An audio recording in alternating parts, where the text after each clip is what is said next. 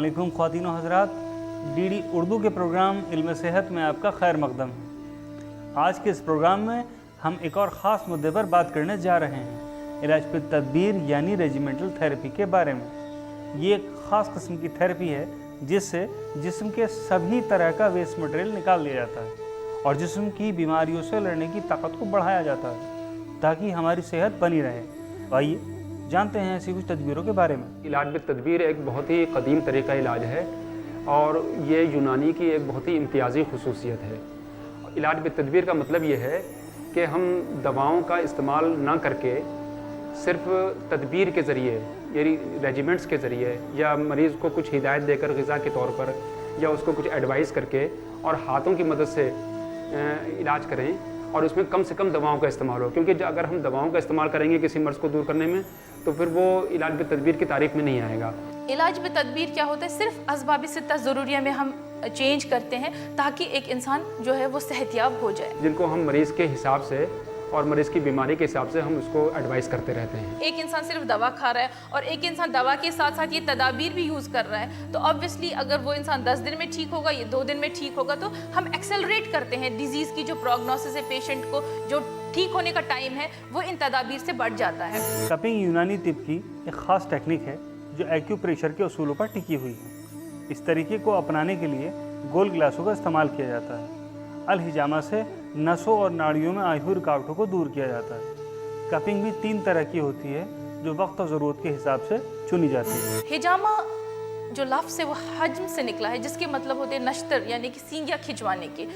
ज़माने दराज से अगर हम देखेंगे हिस्ट्री से ये यूज़ होता था और अभी भी अगर हम गांव देहात में जाएंगे तो सींगियाँ खिंचवाने वाले हमें मिलेंगे। कपिंग से होता ये है कि उस जगह पर एक दबाव पड़ता है, दबाव पड़ने से उस जगह की जो कैपिलरीज़ हैं वो डायलेट हो जाती हैं, तो जब डायलेट होती हैं तो उस जगह पर खून का दौरान बढ़ जाता है, तो उससे ये होता है कि ब्लड फ्लो जब बढ़ जाता है तो उससे जो फ्लूइड हैं, रतूबतें हैं, उनकी हरकत पजीरी भी बढ़ जाती है और जब उनकी हरकत बढ़ जाती है तो उस जगह पर दर्द या कोई खिंचाव या तनाव वगैरह जो होता है उसमें उसको दूर करने में बहुत मदद मिलती है। जो कपिंग है ये हम यूजुअली 3 तरीके से करते हैं आजकल।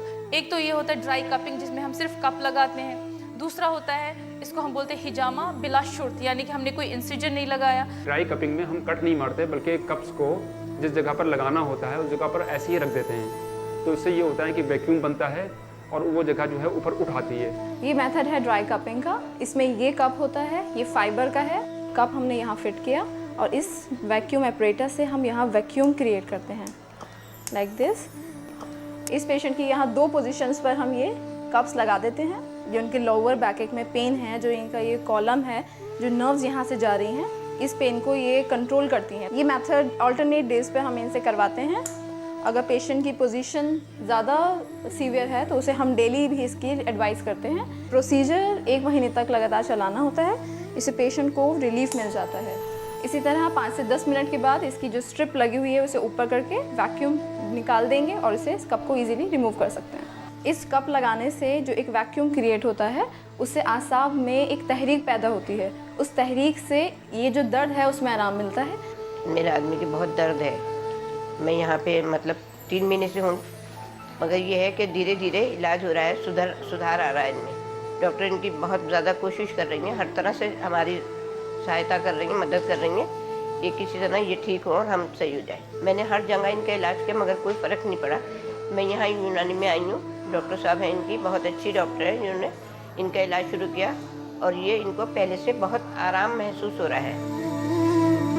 वैक्यूम क्रिएट करने के लिए भी 2 तरीके हैं। एक तो हम फायर का इस्तेमाल करते हैं जिसे हजामत बिल नार कहते हैं। इसको अप्लाई करने के लिए पहले हम इसको स्पिरिट स्वैप से इसको क्लीन करेंगे, हाइजीन का पूरा ख्याल रखेंगे, एंटीसेप्टिक का इस्तेमाल करेंगे।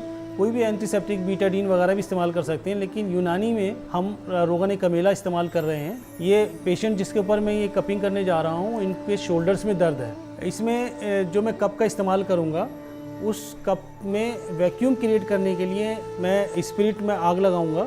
स्पिरिट स्वैब में आग लगाकर हम उस कप में ले जाएंगे ताकि ऑक्सीजन ख़त्म हो जाए और उसके बाद जो टारगेट हमने फिक्स किया है कि कहाँ पे लगाना है उस पार्ट पे हम उसको फिक्स कर देंगे। वैक्यूम की वजह से वो वहाँ पर एकदम फिक्स्ड हो जाए और सर्कुलेशन ऑफ ब्लड बढ़ जाएगा। और ये जब तक रखेंगे जब तक कंजेशन ऑफ ब्लड ना हो जाए, यानी कि उस एरिया में लाली ना आ जाए। उससे पता चलता है कि सर्कुलेशन इस तरफ ज़्यादा हो रहा है, तो हमारा मकसद इससे हल होने जा रहा है। कपिंग का जो बेस्ट सीज़न है वो चांद के जो महीना है उसके मिड में जो है सबसे बेस्ट माना गया है, और वो भी तीसरे पहर, दिन के तीसरे पहर 2 से 3 के बीच का टाइम जो है वो बहुत मुनासिब है। कपिंग का जो तरीका है ये बिल्कुल सेफ़ है, महफूज तरीका है, इसमें कोई हार्म नहीं है, लेकिन ये किसी तजर्बेकार के ज़रिए ही कराना चाहिए, क्योंकि उस तजर्बेकार आदमी को ही पता होता है कि किस बीमारी के लिए कहाँ पर कितनी देर कप लगाना है। पॉइंट्स होते हैं उस कप लगाने के, उसके अकॉर्डिंग ही कराना चाहिए।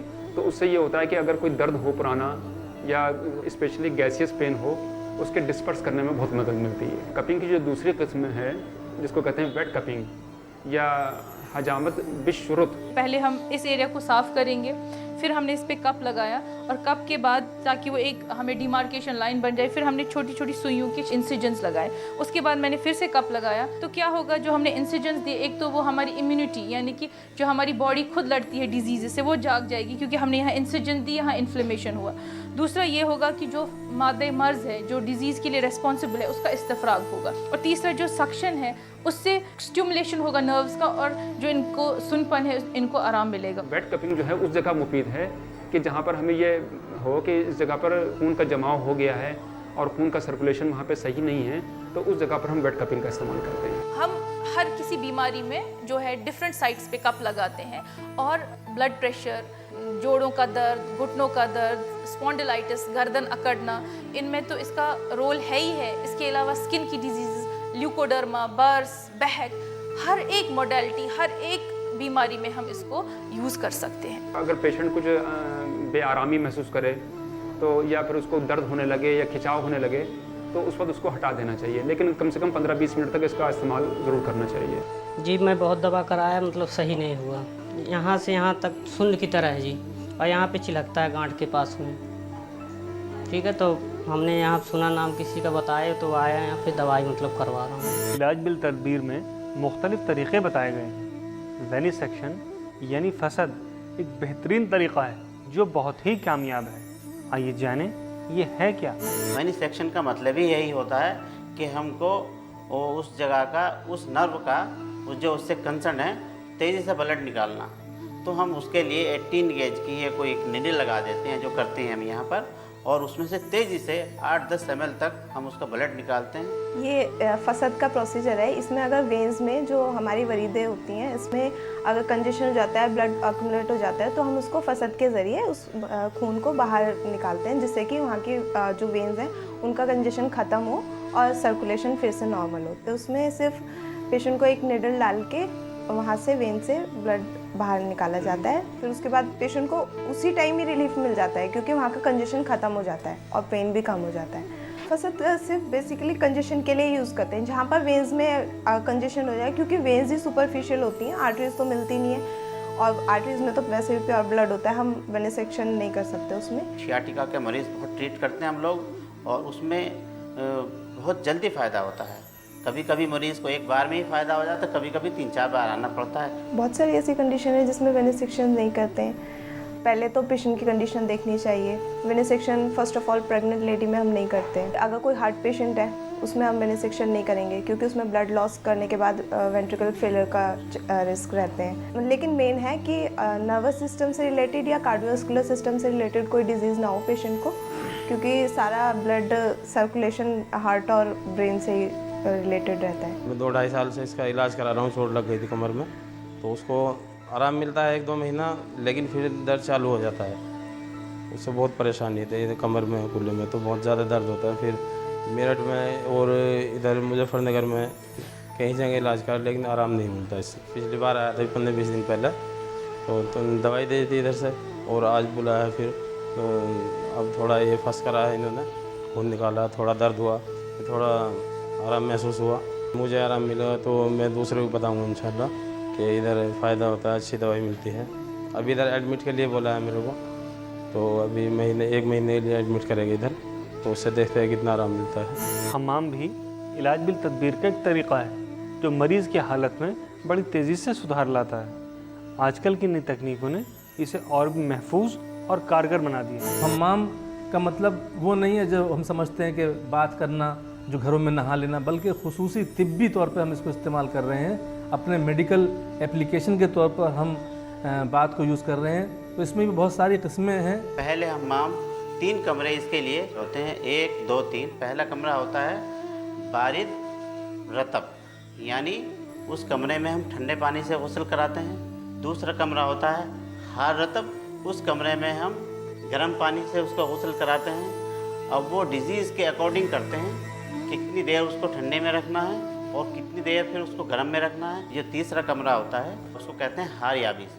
हार याबीस का मतलब है गर्म और खुश्क हवा, यानी ऐसी हवा जिसमें नमी ना हो। इसके लिए हम लोग हीट कन्वर्टर्स का इस्तेमाल करते हैं और इसके अंदर हीट हम जो है तकरीबन 40 डिग्री तक के रखते हैं। उसमें उसको 10-15 मिनट बिठाते हैं, जिससे उसका पसीना निकलता है। इससे वो उसके एक तो मसाम खुल जाते हैं पूरे जिस्म के, और वो अपने को तरोताज़ा महसूस करता है, और जो उसके आसाब हैं उनमें स्टिमुलेशन होता है, और वो किसी हद तक के अपना जो कमज़ोरी है उसकी वीकनेस वो कम होती है। मौजूदा दौर में न तो इतनी जगह की तंगी की बिना पर और वक्त की तंगी की बिना पर अब उसमें हमने मॉडिफिकेशन करते चले आए हैं। बजाय इसके हम बड़ी बड़ी फर्नेस लगाएं, उसमें आग जलाएं और उसमें पानी गर्म करें, तब उसके बाद उसमें घंटों में भाप बनेगी। तो इसके लिए हमारे पास इलेक्ट्रिक ऐसी चीज़ें मौजूद हैं जिससे भाप बनती है, और छोटी सी जगहों में बैठाल के कुर्सी पे हम बहुत आराम से मरीज़ को स्टीम बाथ बहुत आसानी से हम दे सकते हैं। लेकिन जब भी हम हम्माम किसी को तजवीज़ करें, हमें बहुत सारे एहतियात रखने चाहिए। किसी इंसान को बुखार नहीं होना चाहिए या कोई एक्यूट इन्फेक्शन नहीं होना चाहिए, क्योंकि उस केस में हम्माम उन चीज़ों को बढ़ा सकता है। बाकी सब चीज़ों में हम हम्माम कर सकते हैं। हम्माम के फ़ायदे ब्रोंकाइटिस में, स्किन डिजीज़ में बिल्कुल इस्टेब्लिश साइंटिफिकली प्रूव हुए हैं कि हम्माम को हम इन ब्रोंकाइटिस, एज़मा, जो भी हमारी जो होती है ना रेस्पिरेटरी डिजीज़ होती हैं, सांस की प्रॉब्लम्स, उनमें बहुत ज़्यादा फ़ायदा है। स्किन डिजीज़ में बहुत ज़्यादा फ़ायदा है, और ओबेसिटी में जो कि आजकल बहुत बड़ा चैलेंज है, उसमें भी बहुत बड़ा फ़ायदा है हम्माम का। मैं रात में करीब 8 बजे साइकिल से जा रहा था मैं, और अंधेरा था, बिजली खंभे से टकरा गया, तो मेरा यहाँ टाँके भी आए मेरे, और ये तमाम चोटें आई तमाम, और बदन में जो है गुम चोटें हैं जिसकी वजह से बड़ी तकलीफ़ है, और वरम है हाथों में बहुत ज़्यादा। रात में सो नहीं पाता हूँ, तो यहाँ सिकाई से मुझे फ़ायदा है। मेरा तो मैंने इलाज कराया था एलोपैथिक का मेडिकल कॉलेज में, लेकिन कोई फ़ायदा नहीं हुआ, इसलिए फिर मैं यहाँ आया हूँ। यहाँ के इलाज से मुझे बहुत फ़ायदा है। दलक यानी मालिश एक और ऐसा तरीक़ा है जिसकी अपनी एक अहमियत है। मालिश की भी कई किस्में होती हैं, और ज़रूरत के मुताबिक ही तय किया जाता है कि किस किस्म की मालिश की मरीज़ को ज़रूरत है। यूनानी का जो प्योर तरीक़ा इलाज था वो ये था कि हम हाथों से इसकी मालिश करते थे, और उसके साथ साथ हम मुख्तलिफ़ रोगनियात का इस्तेमाल करते थे, और हम उसको यही नहीं बल्कि खुरदरे कपड़े से भी उसका मालिश कर सकते थे। किसी ऐसे रफ़ कपड़े को इस्तेमाल करके हम मालिश कर सकते थे। जब हम मसाज करते हैं तो पेरिफेरल सर्कुलेशन, जो जानेबी जो दौरान खून होता है, वो बढ़ता है। तो हम रोगन को इस्तेमाल करेंगे साथ में, तो उसका जज़ाब और उसका एब्जॉर्प्शन भी बढ़ेगा। तो मुख्तलिफ़ किस्म के फ़ायदे हमें एक साथ हासिल हो सकते हैं हरारत से और रोगन के इस्तेमाल से।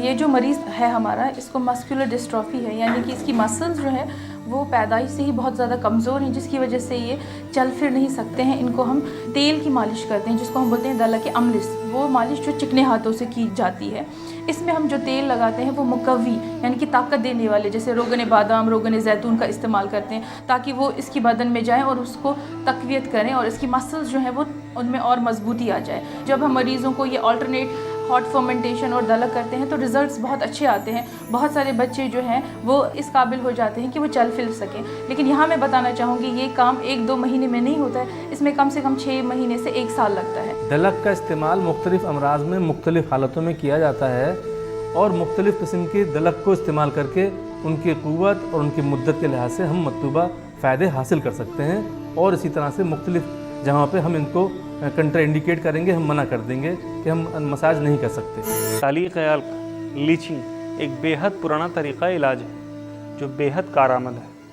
सदियों से ये तरीक़ा अपनाया जाता रहा है और आज भी इससे आवाम को फ़ायदा पहुँच रहा है। ये ख़ास तौर पर जल्दी अमराज़ों के लिए बहुत मुफीद है। चों के लुआब दहन में एक मादा होता है एंटीकोगुलेंट, यानी जो खून को जमने से रोकता है, वो हाइड्रोडिन के नाम से जाना जाता है।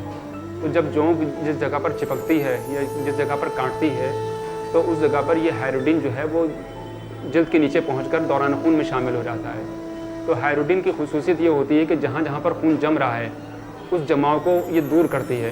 जब जमाव को दूर होती है तो वहाँ पर सर्कुलेशन, खून का दौरान बढ़ जाता है, और जब खून का दौरान बढ़ता है तो वहाँ पर नए टिश्यूज़ पैदा होने लगते हैं, नई कैपिलरीज पैदा होने लगती हैं जो जख्म के भरने में मदद करती हैं। ब्लड क्लॉटिंग को रोकता है, इवन इन्फ्लेमेशन, सूजन वगैरह है, सूजन वगैरह को रोकता है, और ब्लड फ्लो यानी कि जो खून है, खून के दौरान को बढ़ा देता है। तो इसी वजह से जो है हमने देखा है लीच को हम इवन हार्ट डिजीज़ में बहुत अच्छी तरह से यूज़ कर सकते हैं।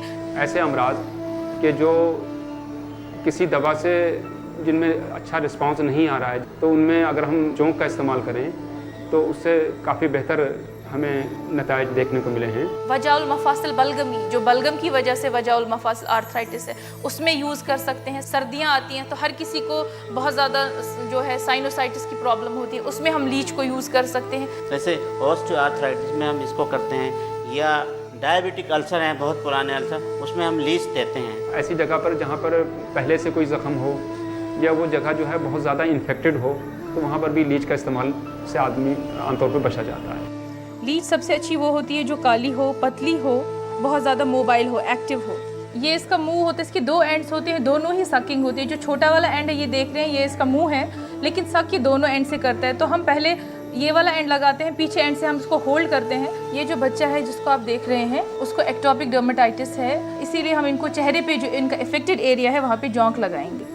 अब आप देख रहे हैं कि ये जो लीच है अब ये बहुत मोटी हो गई, इसने बहुत सारा खून चूस लिया है, और इसकी जो स्लाइवा में है जो बहुत सारे एंजाइम्स होते हैं वो क्या करते हैं, वो इस सूजन को कम करते हैं, खून के सर्कुलेशन को बढ़ाते हैं, इम्यूनिटी को बूस्ट करते हैं, जिससे इसको इंशाल्लाह बहुत आराम होगा। मैंने काफ़ी इलाज करे इस बच्चे के, कई जगह दिखाया है लेकिन कोई फ़र्क नहीं पड़ा।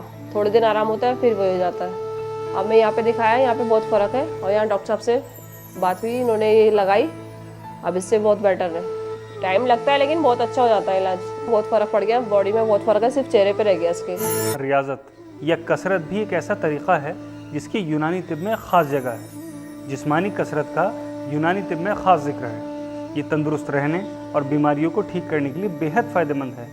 ये न सिर्फ पेट, हाजमे और जिस्म के लिए ही फ़ायदेमंद है, बल्कि रूहानी तौर पर भी सुकून पहुँचाती है। इलाज भी तदबीर में इसको रियाज़त के नाम से जानते हैं, एक्सरसाइज। रियाज़त यानी एक्सरसाइज से तो सब लोग वाकिफ़ ही हैं, जानते हैं इसके बारे में क्या है। बेसिकली इसी से, एक्सरसाइज से ही ये पूरा एक डिपार्टमेंट फिजियोथेरेपी का निकला है। ये एक ऐसा अमल है, इरादी या गैर इरादी तौर पे हम अपने काम के लिए जा रहे हैं, तब भी हमारी कुछ न कुछ रियाजत हो रही है, लेकिन वो गैर इरादी है। मजदूर है, वो काम कर, इनको बोलते हैं हरकतें गैर इरादी। और इरादतन जब हम रियाजत का या एक्सरसाइज का मकसद जब हमारा होता है तो ये देखा गया है उसमें फ़ायदा बहुत ज़्यादा होता है। जिन लोगों को हम एक्सरसाइज कराते हैं वो कुछ तो डिजीज़ हैं उन्हीं में कराते हैं, और कुछ हेल्थ को एनहांस करने के लिए, ठीक करने के लिए बेसिकली ज़्यादातर हम जो आसाब के मरीज़ होते हैं उन लोगों को कहते हैं करने के लिए। जब हम एक्सरसाइज करते हैं तो ऑब्वियसली हमारी बॉडी की जो है मेटाबॉलिज्म बढ़ जाता है, हमें बहुत गहरे गहरे लंबे लंबे सांस लेने पड़ते हैं, बहुत ज़्यादा मिकदार में ऑक्सीजन बॉडी के अंदर आती है, और उसी मिकदार से कार्बन डाइऑक्साइड जो कि बॉडी के लिए टॉक्सिक है, नुकसानदेह है, वो बाहर निकलती है। तो रियाजत के भी हमारे यहाँ बहुत सारे अक़साम हैं। जब हम उसको एक्सरसाइज कराते हैं मुख्तलिफ़ तरीक़ों से, मशीनों से यहाँ, और उसको कुछ दवाएँ देने की भी ज़रूरत पड़ती है जिससे जो नर्व्स हैं, जो आसाब हैं, उसका स्टिमुलेशन हो, और साथ साथ में एक्सरसाइज, तो वो कम से कम वो मरीज़ इतना हो जाता है कि अपने रोज़मर्रा के किसी हद तक काम करने लगे। पहली है जिसमें हमें कुव्वत, अगर हमने वेट लिफ्टिंग जैसे करते हैं, बहुत ज़्यादा कुव्वत का इस्तेमाल किया, उसको हम बोलते हैं रियाजत कविया। अगर बहुत हमने कम कुव्वत का इस्तेमाल किया, सिंपल चल रहे हैं वॉकिंग की, रियाजत ज़ईफ़ा हो गई। इसके अलावा हमारी होगी अगर हमने बहुत लंबे अरसे तक कोई एक्सरसाइज, सिंपली अगर आप चलते भी हैं 1 घंटा 45 मिनट, उसको हम बोलते हैं रियाजत कसीरा या तवीला, जो बहुत जिसमें ड्यूरेशन का जो है दखल हो। इसके अलावा उसका ऑपोजिट वो एक्सरसाइज जो हम बहुत कम मुद्दत के लिए करते हैं उसको बोलते हैं रियाजत कलीला। इसके अलावा जो होती है हमारे यहाँ रियाजत जिनको बोलते हैं बत्ती, एक हरकत से, एक मूवमेंट से दूसरी मूवमेंट में बहुत जल्दी जल्दी हम चलें, उसको हम बोलते हैं रियाजत सरिया।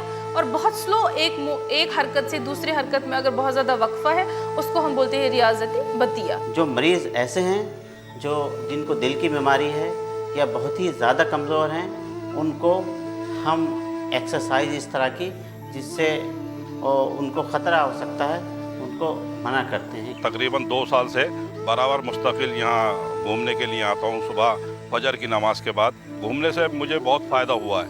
पहले मुझे जो है जब मैं घूमने नहीं आता था तो मुझे नमाज़ पढ़ने में बहुत दिक्कत होती थी। जब से मैंने घूमना शुरू किया है तो नमाज में, चलने में, उठने में, बैठने में मुझे बहुत आसानी हो गई है। और इससे मेरा ब्लड प्रेशर और जो कोलेस्ट्रॉल वगैरह है और शुगर बिल्कुल एकदम मेंटेन हो गई है, बिल्कुल कंट्रोल हो गई है। मैं बीमार हो गया था अभी पीछे काफ़ी, तो डॉक्टर को दिखाया, उससे फ़ायदा नहीं हुआ। फिर मैंने हकीम को दिखाया तो यूनानी दवाएं ली, उससे फ़ायदा हुआ।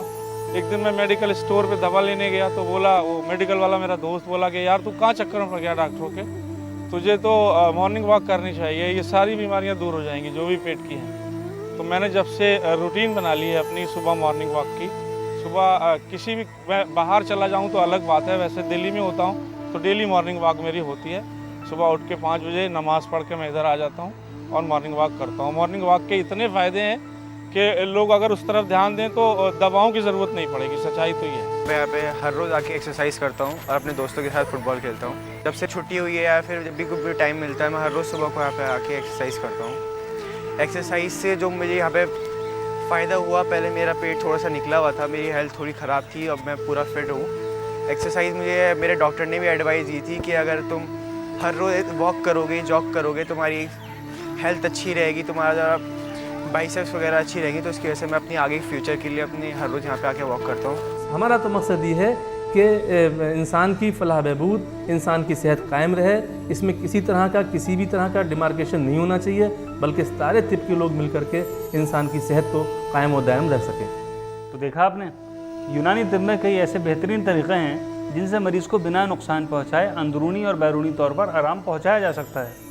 रेजिमेंटल थेरेपी यानी इलाज बिल तदबीर ऐसा उम्दा तरीक़ा है जो यूनानी तिब के किसी और तरीक़े इलाज बिल ग़िज़ा और इलाज बिल दवा के साथ साथ मरीज़ को एक बार फिर से सेहतमंद ज़िंदगी का तोहफ़ा देते हैं। अगले एपिसोड में हम बात करेंगे क्रॉनिक डिजीज़ के बारे में। सभी की सेहत के लिए दुआ करते हुए मैं आपसे इजाज़त लेता हूँ। शब्बा खैर, अलविदा। पुरखों से मिला है खजाना ये हमको, आगे से बढ़ाना है, इल्म सेहत है ये से